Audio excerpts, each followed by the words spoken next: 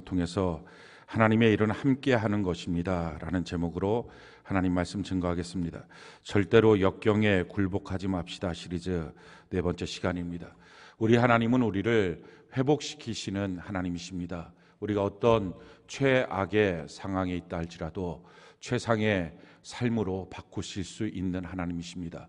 그래서 우리는 하나님을 전능하신 하나님, 엘샤다이 하나님이라고 고백을 합니다. 모든 능력을 갖고 계신 하나님이다 하는 것입니다. 그래서 이 전능하신 하나님을 우리가 꼭 만나야 합니다.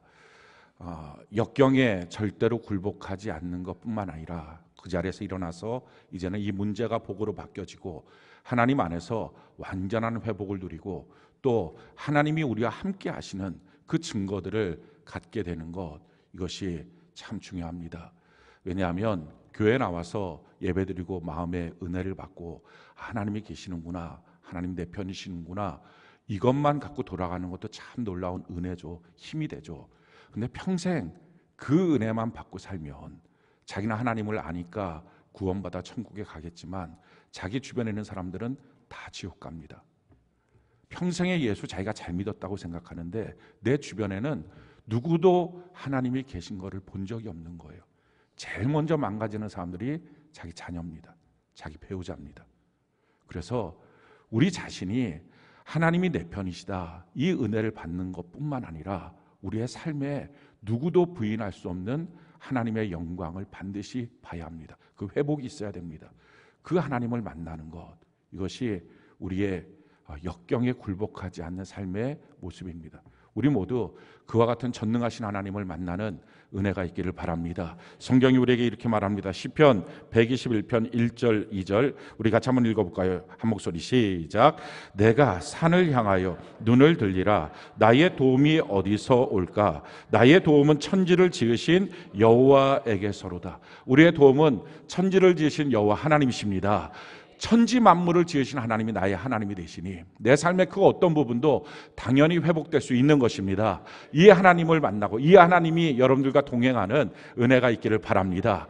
과연 어떻게 하면 우리의 삶에 다가온 역경 가운데서 우리가 회복이 되어서 역경에 지지 않을 뿐만 아니라 회복이 되어서 하나님 안에서 참 놀라운 복의 근원으로 다시 일어날 수 있을까? 어떻게 하면 이런 일들이 생길 수 있습니까?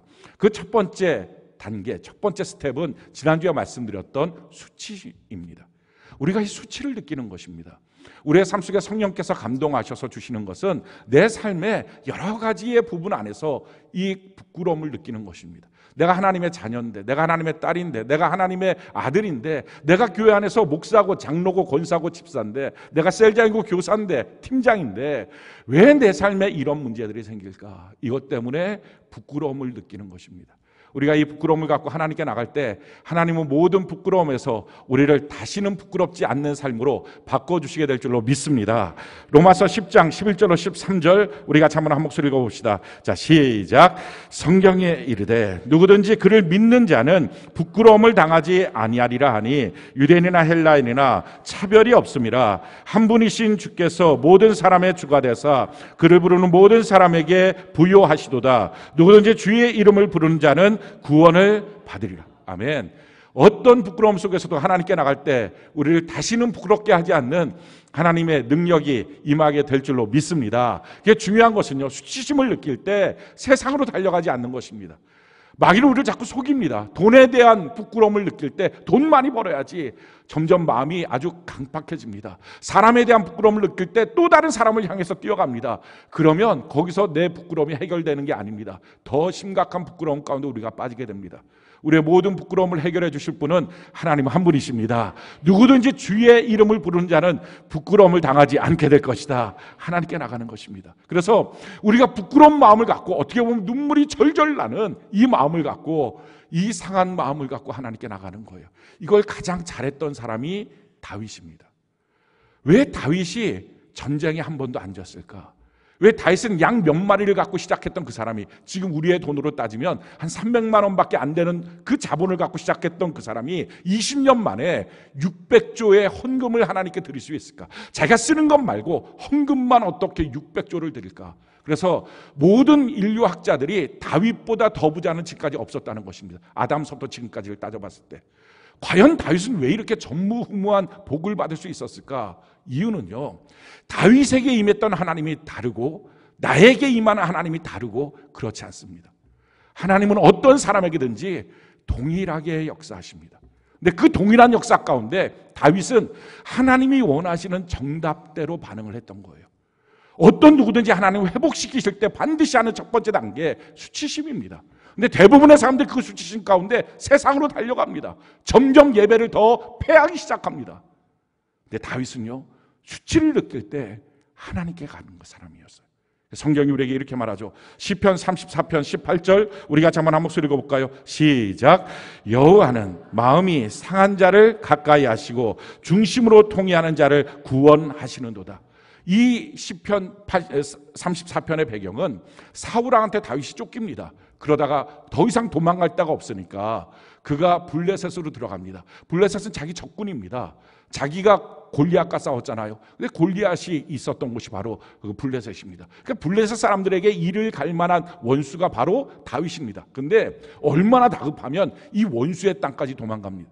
그 도망가는 그 자리에서 당연히 잡히죠. 그래서 블레셋 왕 아비멜렉 앞으로 끌려 나왔습니다. 근데 자기를 죽이려고 하니까 지금 살아야 되니까 그 자리에서 미친 척을 합니다. 침을 질질 흐르고 수염에 막 침을 묻히고 문을 잡고서 막 비비거리고 완전히 미친 척을 하니까 아비멜렉 왕이 야, 이런 미친놈을 왜 끌고 왔냐? 내보내라. 그러고 나왔어요. 나오고 난 다음에 하나님, 내가 왕으로 기름 부음 받은 사람인데 적군의 땅에 와서 이렇게 살려고 미친 척을 합니다. 이렇게 침을 흘리고 있습니다. 그게 너무 부끄러운 거예요. 그 부끄러운 마음을 갖고 하나님께 나가서 울면서 했던 시편이 바로 시편 34편이에요. 그 시편 34편이 이렇게 말하는 거예요. 여호와는 마음이 상한 자를 가까이 하시고, 하나님, 나의 이 상한 마음 가운데, 이 슬픈 마음 가운데, 이 부끄러운 마음 가운데 내가 하나님께 나갑니다. 그럴 때 하나님이 가까이 하셨다는 것입니다. 그러면서 중심으로 통회하는 자를 구원하시는도다. 거기서 놀라운 역사를 경험합니다. 시편 34편 8절 우리 같이 한번 읽어볼까요? 시작. 너희는 여호와의 선하심을 맛보아 알지어다. 그에게 피하는 자는 복이 있도다. 거기서 하나님의 선하심을 맛봅니다. 그러니 하나님이 다윗을 회복시킬 때마다, 다윗을 점점 부유하게 할 때마다, 번성하게 할 때마다 하셨던 방법, 그게 수치였어요. 저도 여러분도 다윗도 동일합니다. 근데 그 수치를 받을 때 다윗은요, 하나님 앞에 더 달려가고 더 달려가는 거예요. 하나님, 내가 이 수치 가운데 있습니다. 하나님 그에게 선하심을 맛보아 알 수 있도록 하나님의 부요와 번성을 주십니다. 여러분, 결이 다르지만 또 다른 차원의 수치를 다윗이 경험했어요. 그게 시편 51편이에요. 시편 51편 17절 우리 같이 한번 한 목소리 한번 읽어볼까요? 자, 시작. 하나님께서 구하시는 제사는 상한 심령이라. 하나님이여 상하고 통회하는 마음을 주께서 멸시하지 아니하시리이다. 이 시편은 좀 결이 다릅니다. 앞에 시편은 자기가 무능력해서 무기력해서 도망가다 보니까 어쩔 수 없어서 블레셋까지 간 것입니다. 근데 지금 이 시편 51편의 시편은 자기가 밧세바와의 범죄 사건 이후에 간음하고 그 남편을 살인했던 이 사건 이후에 나단 선지자가 가서 너가 바로 그 죄인이다, 그 말을 듣습니다. 수많은 신하들 앞에 자기의 죄가 폭로됩니다. 근데 폭로됐을 때 감추지 않고요, 그는 하나님 앞에 엎드려 통곡합니다. 내가 죄인입니다. 그리고 그 부끄러운 마음, 내가 왕인데, 내가 하나님의 백성인데, 하나님의 은혜를 알았는데 이 죄를 범했습니다. 죄인으로서의 그 부끄러움을 갖고 하나님께 나가서 고백합니다. 그게 시편 51편이에요. 그래서 이렇게 말해요. 하나님께서 구하시는 제사는 상한 심령이라. 이 수치심 때문에 내가 마음이 너무 상해서 하나님께 나갑니다. 근데 그 자리에서도 하나님 그를 건져주십니다. 사랑하는 성도 여러분, 우리가 죄로 인하여 부끄러울 수 있어요. 또 어느 때는 우리의 무능력과 무기력으로 부끄러울 수 있어요. 갖고 있는 게 아무것도 없어서 부끄러움을 당할 수 있어요. 근데 그 어떤 부끄러운 가운데서도 하나님께 나가기만 하면 하나님의 회복이 있습니다. 절대로 세상으로 가는 게 아니라 하나님께 나가서 하나님의 회복을 경험하는 은혜가 있기를 바랍니다. 근데 우리가 이 수치를 갖고 나갈 때 한 가지 좀 점검해야 될 게 있습니다. 그것은 이 수치가 영원한 천국에서 주님이 날 봤을 때 수치스러운 것인지, 아니면 이 땅에 사는 동안 잠깐 수치스럽지만 아무것도 아닌지, 지나고 나면 별거 아닌 건지, 이걸 우리가 좀 점검해 봐야 합니다. 그래서 어떤 차원에서는 물론 이 땅에 살면서 받게 되는 그 잠깐 있는 수치도 우리가 하나님께 갖고 나가면 하나님의 회복이 있지만, 어느 때는 그런 이 땅의 수치는 좀 개의치 않기도 해야 합니다. 성경이 우리에게 이렇게 말합니다. 요한계시록 3장 17절로 18절 한 목소리 같이 한번 읽어봅시다. 시작. 내가 말하기를 나는 부자라 부요하여 부족한 것이 없다 하나 내 곤고한 것과 가련한 것과 가난한 것과 눈먼 것과 벌거벗은 것을 알지 못하는도다. 내가 너를 권하노니 내게서 불로 연단한 금을 사서 부요하게 하고 흰옷을 사서 입어 벌거벗은 수치를 보이지 않게 하고 안약을 사서 눈에 발라 보게 하라. 지금 라우디게아 교회 성도들은 나 부끄럽지 않아요. 나 괜찮아요. 요즘에 살만해요. 먹고 살만해요. 근데 하나님이 하시는 말씀이에요. 너는 너무 부끄럽다. 너는 너의 벌거벗은 것과 눈먼 것과 귀먼 것과 너가 지금 얼마나 초라하고 부끄러운 인생인지 너가 알지 못하는구나. 이럴 수 있다는 거예요. 난 별 문제 없다고 생각하는데 천국에서 나를 볼 때 너무 부끄러울 수 있다는 것입니다. 반대로요. 어쩜 지금 너무 가난해서 어려운데도 불구하고 하나님은 너는 부끄럽지 않아. 너는 정말 영광스러운 존재야 라고 말씀해 주실 때도 있다는 것입니다. 요한계시록 2장 9절 우리 같이 한번 한 목소리 읽어볼까요? 자, 시작. 내가 내 환난과 궁핍을 알거니와 실상은 내가 부유한 자니라. 자칭 유대인이라 하는 자들의 비방도 알거니와 실상은 유대인이 아니요 사탄의 회당. 지금 너가 핍박도 당하고 곤고도 당하지만 부끄러워하지 마라. 너가 정말 영광스러운 자다. 이렇게 하나님 말씀하실 수 있어요.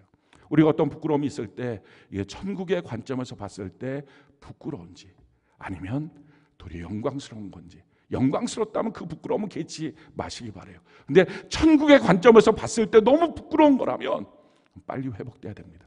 자, 그러면 천국의 관점에서 봤을 때 진짜 부끄러운 것이 뭘까요? 두 가지가 있어요. 첫 번째, 우리가 하나님의 아들과 딸인데 하나님의 말씀 듣고 사는 게 아니라 마귀 말 듣고 사는 거예요. 마귀가 힘들지 그만둬. 예, 그만둘래요. 너 지쳤지? 네, 지쳤어요. 너 이제 그만해. 알았어요. 너 이제 예배 안 가. 알았어요. 안 가요.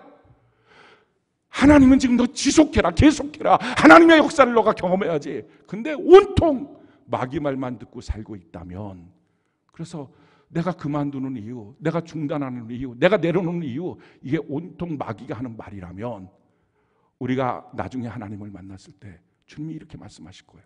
너 너무 부끄럽다. 넌 나의 수치다. 이렇게 말씀하실 거예요. 성경이 우리에게 이렇게 말씀하십니다. 야고보서 4장 7절 우리 같이 한 목소리 한번 읽어볼까요? 시작. 그런즉 너희는 하나님께 복종할지어다. 마귀를 대적하라. 그리하면 너희를 피하리라. 하나님께 복종해야 되고요, 마귀는 대적해야 됩니다. 그러니 이 마귀의 말들 듣고서 우리의 인생을 결정하고 살아서는 절대 안 됩니다. 만약 이런 수치가 있다면 이건 하나님께 반드시 갖고 나서 오늘 회복이 돼야 합니다. 두 번째, 영원한 천국에서 정말 부끄러운 것, 그것은 이 땅에 주어진 조건만을 위해서 살다가 하나님의 사랑을 잃어버리고 사는 것입니다. 점점 신앙을 잃어버리는 삶이에요. 성경이 우리에게 이렇게 말합니다. 요한일서 2장 15절로 17절 우리 같이 한번 한 목소리 읽어볼까요? 시작.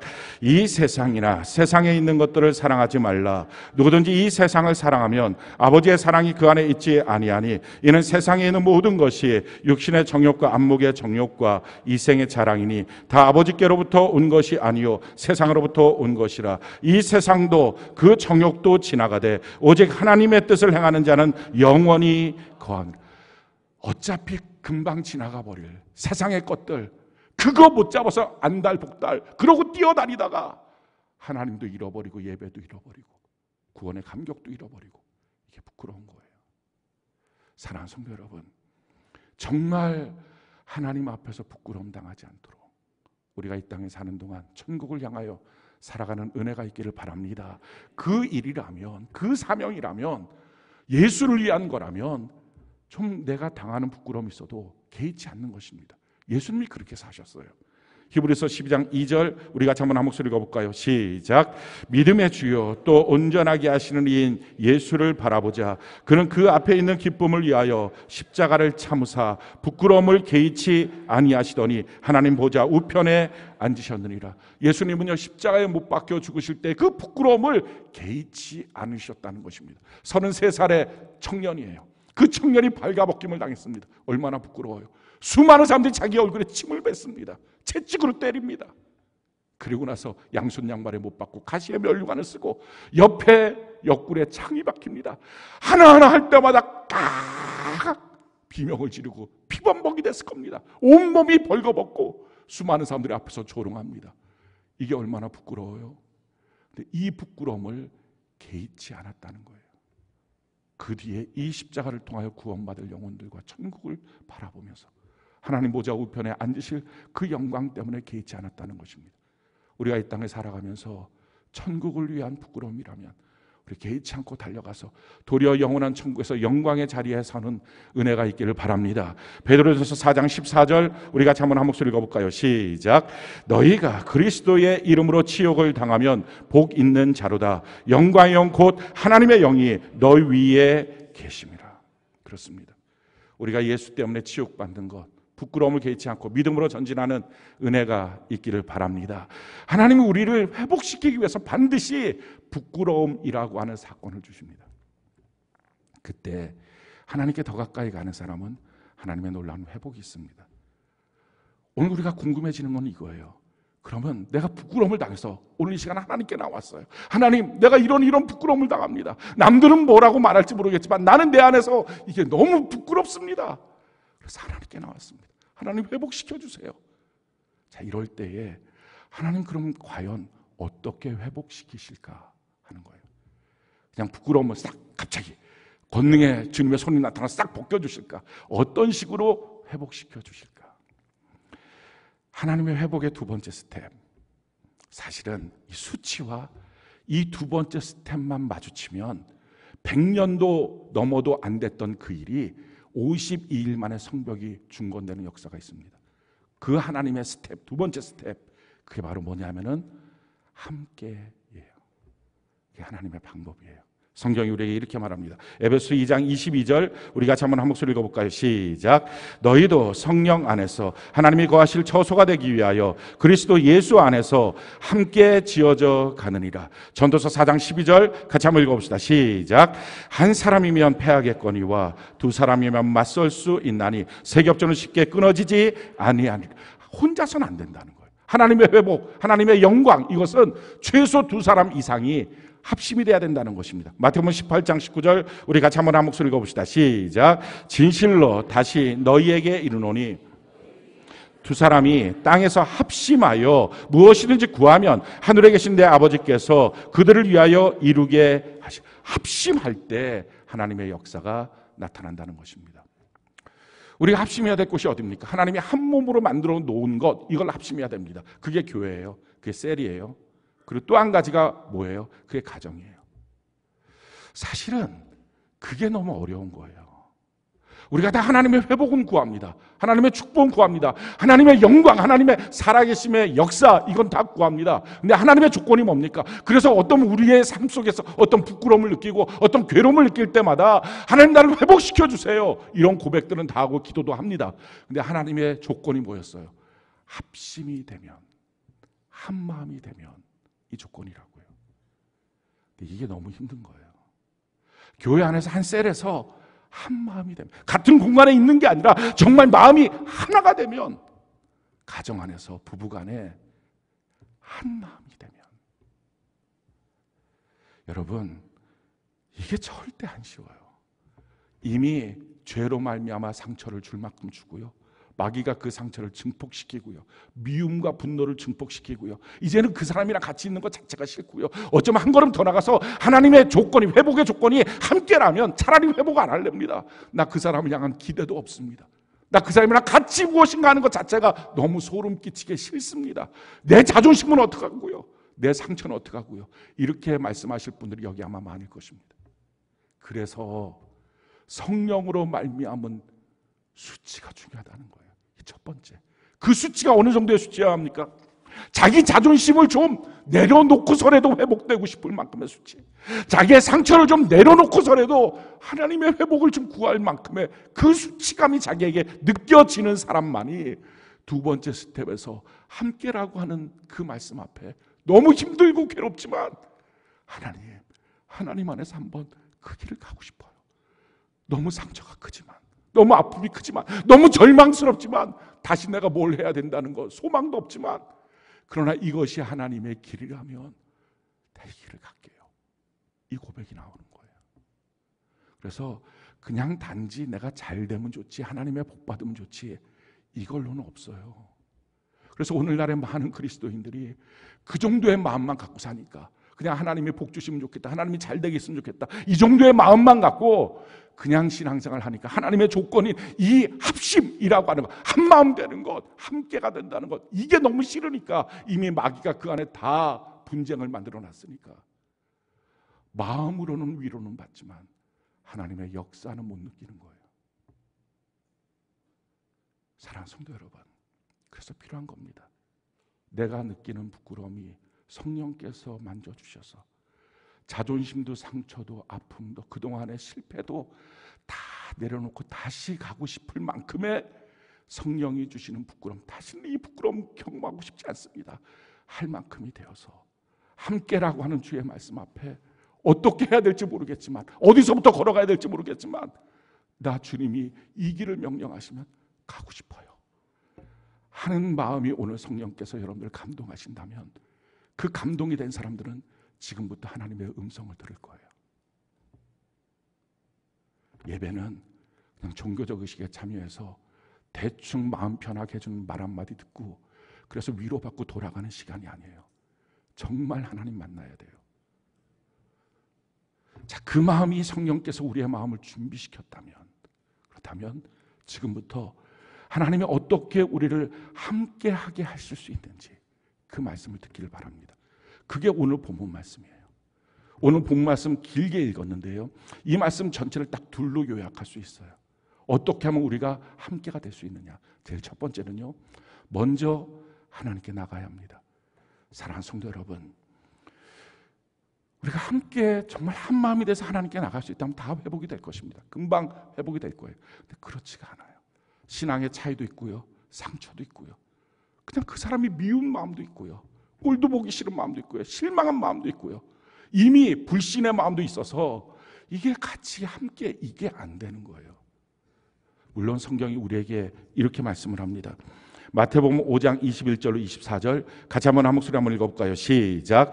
옛 사람에게 말한 바 살인하지 말라. 누구든지 살인하면 심판을 받게 되리라 하였다는 것을 너희가 들었으나 나는 너희에게 이르노니 형제에게 노하는 자마다 심판을 받게 되고 형제를 대하여 나가라 하는 자는 공에 잡혀가게 되고 미련한 놈이라 하는 자는 지옥불에 들어가게 되리라. 그러므로 예물을 제단에 드리려다가 거기서 내 형제에게 원망 들을 만한 일이 있는 것이 생각나거든 예물을 제단 앞에 두고 먼저 가서 형제와 화목하고 그 위에 와서 예물을 드리라. 살인하지 말라 하는 말씀에 대해서 하나님이 우리에게 해석해 주시는 거죠. 살인은 뭐냐? 직접 가서 칼로 죽이는 어떤 육체적 물리적인 살인도 있지만 더 큰 살인은 우리의 입술로 한 살인이라는 것입니다. 화내는 것, 버럭 화내는 것이 죽인 거예요. 우리의 배우자를 향해서, 자녀를 향해서 막 화를 내는 것, 이게 죽인 거예요. 내용과 상관없이 화낸 것이 죽인 거예요. 그리고 이 바보 같은 놈이라고 말하는 거, 이 미련한 놈이라고 말하는 거, 야 너가 뭐 먹고 살 거야, 이런 식으로 함부로 말했던 거, 이게 다 죽인 거예요. 이렇게 막 죽여놓고 난 다음에 아무 일 없는 것처럼 예배 시간에 펄펄 나와서 예배 드리지 말라는 것입니다. 만약에 이것이 마음속에 아프거든 뛰어가서 예배 드리기 전에 뛰어가서 내가 정말 잘못했다고 이 말 하라는 것입니다. 설사 그날 만약에 예배를 빠져도 그것부터 해야지 너가 순서가 맞다 하는 것입니다. 그냥 상처는 다 주고 뛰어나서 나 하나님 사랑한다고, 그럼 주님 그 예배 받을 수 없다는 것입니다. 그런데 우리가 한 가지 조심해야 됩니다. 정말 최선을 다해서 우리의 죄로, 우리의 무엇인가로 잘못해서 다른 사람한테 상처를 줬어요, 아픔을 줬어요. 자, 그러고 나면 정말 최선을 다해서 그 사람들한테 그 상처 앞에서 잘못했다고 용서를 빌어야 됩니다. 그렇게 용서를 빌었는데요, 이미 마음이 마귀가 다 갈라놓은 거예요. 말이 통하지가 않아요. 듣지도 않아요. 그 말대로 움직여지지도 않아요. 그런 상태가 돼버렸어요. 그럴 때 계속 눈치 보면서 어떻게 하면 좋을까, 그 마음을 합해서 같이 교회를 와야 되는데 한도 끝도 없이 그렇게 있지 말라는 것입니다. 왜냐하면 그러다 보면 내 자신이 하나님의 영적인 공급을 받지 못해서 그 집안에서 그 집안을 지키고 일으키고 끌고 나가야 될 그 사람이 영적인 공급이 없어서 무기력해지고 마귀의 밥이 될 수 있다는 것입니다. 그래서 하시는 말씀이 이거예요. 만약에 그렇다면 너라도 먼저 나와서 예배드려서 하나님의 영광, 하나님의 능력을 맛봐야 된다는 것입니다. 그래야만 나중에 나머지 사람들을 끌고서 너가 나올 수 있다는 것입니다. 물론 그렇게 예배를 드리면서도 최선을 다해서 섬겨야 됩니다. 잘못했다고 말해줘야 됩니다. 그 마음을 풀어줘야 합니다. 그러나 그것과 함께 포기할 수 없는 예배의 사람으로 하나님께 나가야 합니다. 성경이 우리에게 이렇게 말씀합니다. 잠언 16장 7절, 우리가 잠언 한 목소리 읽어볼까요? 시작. 사람의 행위가 여호와를 기쁘시게 하면 그 사람의 원수라도 그와 더불어 화목하게 하시느니라. 그렇습니다. 우리가 하나님을 기쁘시게 하면 나의 원수가 되었던 사람도 화목하게 만드시는 하나님의 역사가 있습니다. 이게 관계의 삼각형입니다. 이 삼각형의 맨 위에 꼭지점에는 하나님이 계십니다. 그리고 이 왼편 쪽에는 나라고 하는 사람이 있고 그 반대편에는 나와 원수되는 어떤 사람이 있다고 합시다. 자, 이랬을 때 서로 간에 뭔가 소통을 하고 말을 열어서 같이 한 마음이 되면 너무 좋습니다. 근데 그럴 수 있는 단계가 넘어선 거예요. 말이 안 되는 거예요. 이제는 누가 상처를 줬든지 상관없이 이제는 서로 오갈 수가 없는 거예요. 자, 그랬을 때는 나라고 하는 사람이 하나님께 나가라는 것입니다.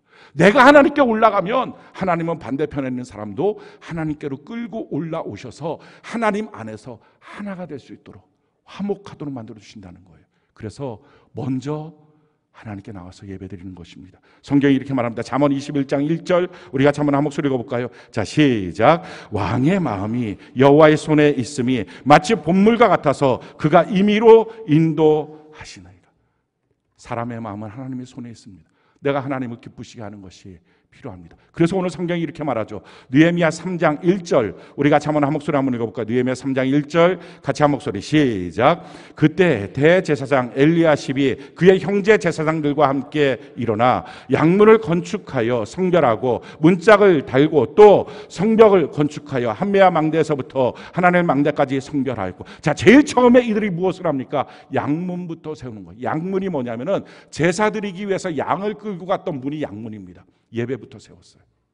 자, 예배부터 세우고 나니까 그 다음에 어떻게 합니까? 2절에 보니까 그 다음은 4절에도 그 다음은, 그래서 하나님 앞에 예배를 같이 우리가 할 수 있으면 너무 좋지만 그게 안 됐을 때 나라도 하나님께 먼저 달려가자 하나님께 예배를 드리고 났더니 그 다음은 함께 하신 하나님의 역사가 있다는 것입니다.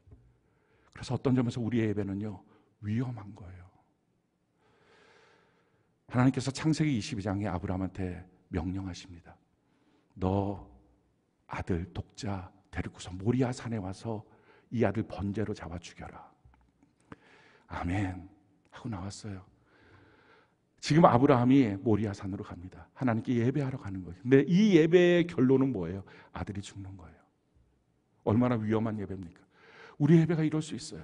우리가 하나님께 드리러 가는 이 예배 때문에 우리의 가정에 어떤 평지풍파가 일어날 수 있어요. 그러지 않아도 안 좋았던 사이가 더 갈라질 수도 있어요. 우리가 드리러 가는 이 예배 때문에 어쩌면 우리의 사업장이, 우리의 삶의 어떤 모습들이 큰 문제가 될 수 있어요. 근데 하나님의 명령 와서 예배 드리라. 그때 아브라함이 어떤 마음을 갖고 예배를 드립니까? 성경이 이것을 이렇게 우리에게 말씀합니다. 히브리서 11장 19절, 우리가 한번 한 목소리 읽어볼까요? 시작. 그가 하나님이 능히 이삭을 죽은 자 가운데서 다시 살리실 줄로 생각한지라 비유컨대 그를 죽은 자 가운데서 도로 받은 것입니다. 이렇게 가면 죽는데, 이렇게 가면 우리 가정 깨지는데, 이렇게 가면 내 사업장은 다 망가지는데, 근데 아브라함의 마음의 믿음은 뭐였어요? 하나님, 그렇다 할지라도 내가 하나님 앞에 먼저 나가 예배합니다. 죽은 것 안에서도 다시 살리실 것을 믿습니다. 죽은 자를 다시 돌려받게 되는 살리시는 하나님의 역사를 경험했다는 것입니다. 여러분, 이게 왜 필요해요? 성경이 우리에게 이렇게 말합니다. 히브리서 2장 15절, 우리가 한번 한 목소리 읽어볼까요? 자, 시작. 또 죽기를 무서워함으로 한평생 매여 종로로 타는 모든 자들을 놓아주려 하십니다. 우리가 죽을까봐 신앙생활 하다가 이러면 안 되지, 죽을까봐 멈춰 쓰고 더 이상 못 가고 더 이상 순종이 안 되고 더 이상 충성이 안 되고 묶여서 죽을까봐. 그래서 평생 그 자리에 있는 그 사람, 그 죽을까봐 무서워 평생의 마귀에 종록된 그 사람을 풀어주기 위한 것이다. 그래서요, 그 풀어주기 위한 하나님의 전략이 예배예요. 예배는 위험합니다. 예배는요, 어떻게 보면 이렇게 예배드리다가는 원하는 하나님의 회복이 아니라 도리어 다 무너지고 깨질 것 같은 위기 속에서도 하나님께 나가 예배하는 은혜가 있기를 바랍니다. 먼저 하나님께 나가서 예배하기 시작할 때, 그때 함께하게 만드신 하나님의 능력이 있어요. 그 자리에서 하나님이 함께하게 하시는 마음으로 바꿔주시고요, 우리의 성품을 변화시켜 주시는 하나님의 능력이 있어요. 두 번째는요, 은혜 받은 사람이 더 해야 돼요. 50대 50으로 합시다. 그래야지 함께 됩니다. 그거 아니에요. 기브 앤 테이크, 그 마음 여러분들이 버리셔야 합니다. 왜 꼭 50대 50으로만 함께가 돼야 돼요? 60대 40은 안 돼요? 70대 30은 안 돼요? 아니 99대 1은 안 돼요? 더 하면 어때요? 함께가 되면 되죠. 은혜 받았다면 더 할 수 있는 거. 당신이 내가 아내인데 이만큼 했으니까 남편인 당신도 이 정도는 해야지, 그래야지 우리가 함께 되지. 맨날 그거 계산하다가 다투지 말고, 내가 이만큼 했으면 너도 이만큼 하십시오. 그거 말고 그냥 내가 99로 가면 돼요. 어떤 집에서도요, 일은 다 합니다. 그러면 은혜 받은 그 사람이 99로 가면 되는 거예요. 오늘 성경이 우리에게 이렇게 말씀합니다. 3장 1절, 느헤미야 3장 1절, 우리 같이 한번 한 목소리 읽어볼까요? 시작. 그때 대제사장 엘리야십이 그의 형제 제사장들과 함께 일어나 양문을 건축하여 성별하고 문짝을 달고 또 성벽을 건축하여 한메아 망대에서부터 하나넬 망대까지 성별하였고, 지금 대제사장 엘리야십이 어떻게 합니까? 지금 양문을 건축했습니다. 다 문짝을 달고 성별했습니다. 거기서 자기의 사명은 멈춰서도 됩니다. 자기가 할 수 있는 일은 다 한 것입니다. 근데 그렇지 않았어요. 그가 대제사장으로 받은 은혜가 더 크니까 그 다음에 어떻게 합니까? 또 성벽을 건축하여 한메아 망대에서부터 하나넬 망대까지 가장 어려운 그 공간을 그가 수축합니다. 더 하는 거예요. 성경에 참 너무 놀라운 은혜로운 말씀이 있습니다. 누가복음 6장 38절, 우리 같이 한번 한 목소리 한번 읽어볼까요? 같이 한 목소리 시작. 주라, 그리하면 너희에게 줄 것이니 곧 후이되어 누르고 흔들어 넘치도록 하여 너희에게 안겨주리라. 너희가 헤아리는 그 헤아림으로 너희도 헤아림을 도로 받을 것이니. 참 놀랍죠? 주라 하는 것입니다. 우리는 주는 사람이야. 할렐루야. 뭘 받을까 계산하지 말고 주는 자가 되길 바랍니다. 우리가 주면 후이되어 눌러 흔들어 넘치도록 하나님이 주시게 될 줄로 믿습니다. 그러니까 이 원칙이 세워지는 거죠. 내가 사람한테 주는 거예요. 우리 사람한테 받을 생각하지 맙시다. 그렇게 주면 하나님이 주시게 될 것입니다. 그러니까 여러분들이 여기서 계산을 잘못하지 마세요. 하나님이 주시면 내가 주겠습니다. 그거 아니에요. 먼저 주라. 할렐루야. 그러면 하나님이 채워주시게 될 것이다. 그러면서 뭐라고 말씀하십니까? 이렇게 말씀하시잖아요. 너희가 헤아리는 그 헤아림으로 너희도 헤아림을 받을 것이다. 너희가 줄 때 하나 둘 이렇게 계산하면서 너가 이만큼 줬으니까 나도 이만큼, 너가 이만큼 줬으니까 나도 이만큼, 그렇게 하면 하나님이 나한테 줄 때도 너가 이렇게 기도 10분 했으니까 요만큼, 너가 요거 했으니까 훨씬 더 손해난다는 거예요. 사랑하는 성도 여러분, 그냥 은혜 받은 우리가 더 주는 은혜가 있기를 바랍니다. 오늘 성경해 보십시오. 어떻게 함께가 됩니까? 50대 50으로는 절대 함께가 안 돼요. 더하는 사람이 있어야 함께가 되는 거예요.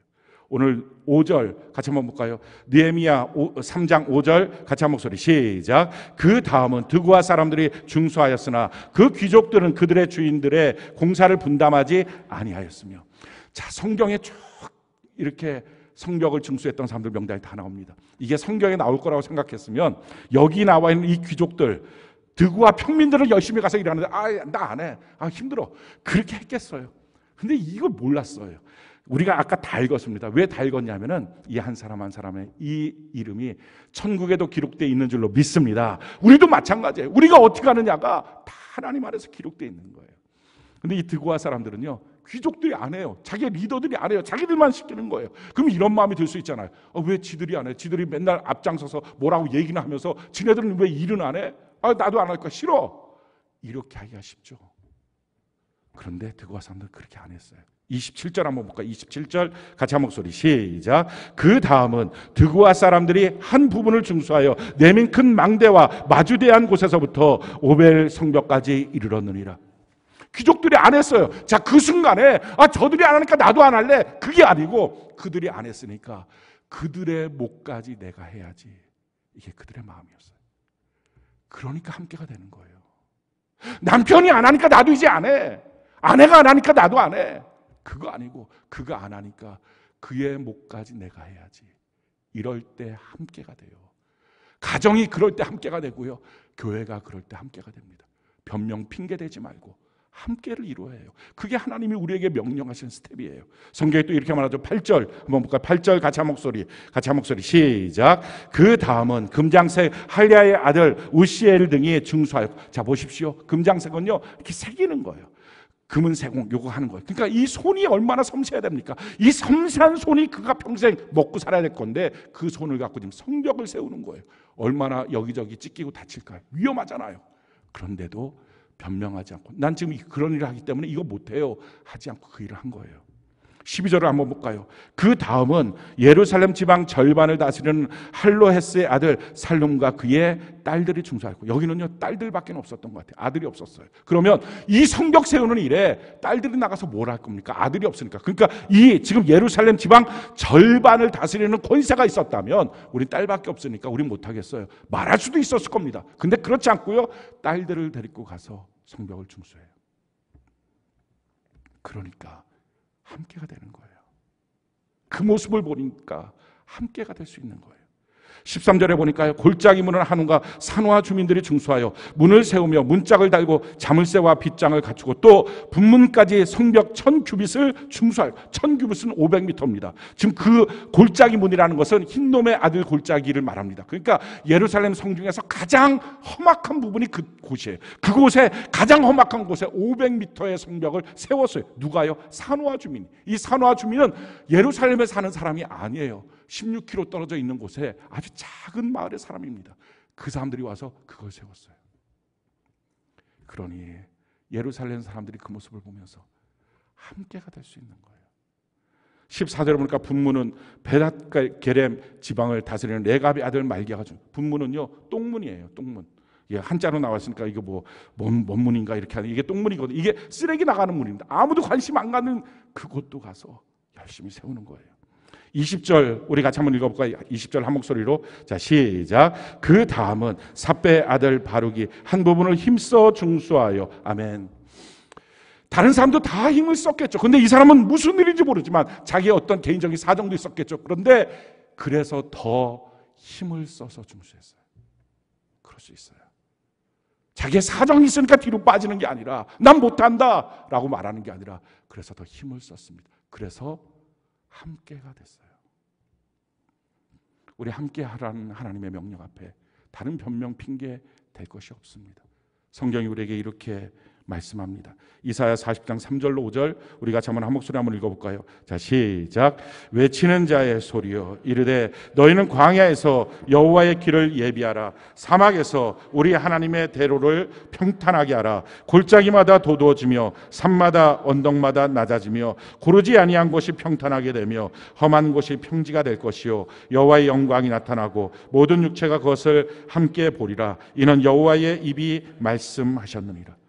우리의 가정이 광야라 할지라도, 우리의 삶의 셀의 형편이 사막이라 할지라도 여호와의 길을 예비하라는 것입니다. 하나님이 오실 수 있는 대로를 만들어야 된다는 것입니다. 그러면 하나님은 어떤 길로 열어주시면 오시느냐? 우리의 가정에 하나님이 오시면 되잖아요. 우리의 교회 가운데, 우리의 셀 가운데 하나님이 오시면 되잖아요. 우리 마음 가운데 하나님이 오시면 되잖아요. 그런데 어떻게 하면 오시느냐?